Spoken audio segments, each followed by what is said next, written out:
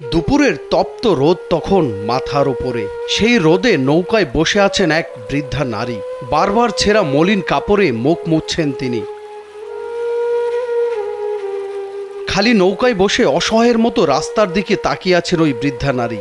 ঘণ্টাখানেক পরে কয়েকজন মানুষ এসে উঠল তার নৌকায়। বৈঠা হাতে এবার তিনি শরীরের সমস্ত শক্তিটুকু দিয়ে নৌকাটি ভাসালেন নদীর বুকে।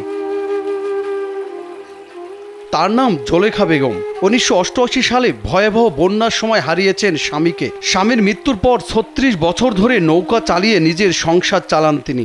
আমগো বাড়ি ঘর নাই বাজান, গাঙ্গে লয়ে গেছে। আমগো সুরেশ্বর বাড়ি আছিল, নৌকা চালাই ৮৮ বন্যার পরে। স্যান্ডেলিনা সো, রূপচর্চায় আভিজাত্য। নৌকা চালিয়েই ২ ছেলে ও ২ মেয়েকে লালন পালন করেছেন জোলেখা। ছেলেরা বিয়ে করে বউ নিয়ে আলাদা হয়ে গেছে, আর মেয়েরা এখন স্বামীর ঘরে। নদীর বুকে শরীরে ঘাম ঝরিয়ে ৪ সন্তানকে বড় করেছেন জোলেখা। কিন্তু তাদের কারো ঘরেই ঠাঁই হয়নি বৃদ্ধা মায়ের। বাড়ি পাহারা দেওয়ার শর্তে জঙ্গল ঘেরা ছোট্ট একটি ভাঙ্গা ঘরে তাকে বসবাস করতে দিয়েছেন এক ব্যক্তি। এই যে মাইশের বাড়ি থাকতে আসি, আমার কোনো বাসস্থান নাই, কিছু নাই। আমি ওই মাইশের বাড়িতে এত ভাও ধরে আর রইলাম বেড়ার বাড়ি রাখ।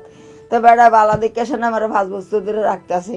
অঞ্জদি কয় যাইতে গাতে আমার যাওয়ান লাগবো কা। বৃদ্ধা জোলেখার সেই ঘরে নেই কোনো বিদ্যুৎ, ফ্যান কিংবা আলো। কুপির আলোই যেন তার অন্ধকারের শেষ ভরসা। ঘরে রয়েছে কিছু মলিন ছেঁড়া কাপড় ও কয়েকটি হাঁড়ি পাতিল। প্রতিদিন ঘাটে নৌকা রেখে প্রায় ১ কিলোমিটার পথ বালিতে হেঁটে সেই ঘরে পৌঁছান জোলেখা।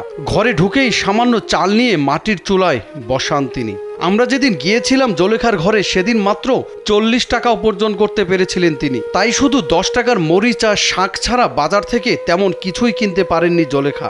এই যে সকালতে এই যে কয়টা টেহালো এই যে ঘুরতে আসি, কি লোম মাছ লইলে তরকারি লইতারম না, তরকারি লইলে মাছ লইতারম না। এই ৪০টা টেহা আর ওই ১০ টাকার কাঁচামরিচ আনছি। তো আমি কি করুম? আমার রিজিক আল্লাহ জামা পাইব, তাই তো আল্লাহর কাছে আমরা রিজিক চা আনি নয় বাজার, আনি নে দেখে আমরা তো কষ্ট।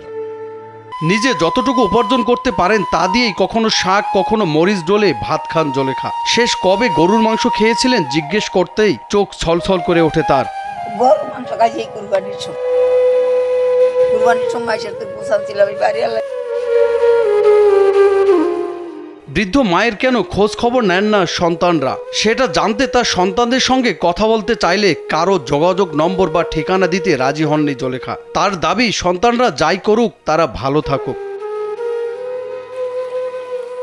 এত কিছুর পরেও কারো প্রতি কোনো অভিযোগ নেই জোলেখার। নৌকা বৈঠার সঙ্গে লড়াই করে আজও বেঁচে থাকার চেষ্টা করছেন তিনি। তবে বয়সের ভারে নুয়ে পড়া জোলেখার হাত যেন আর চলেই না।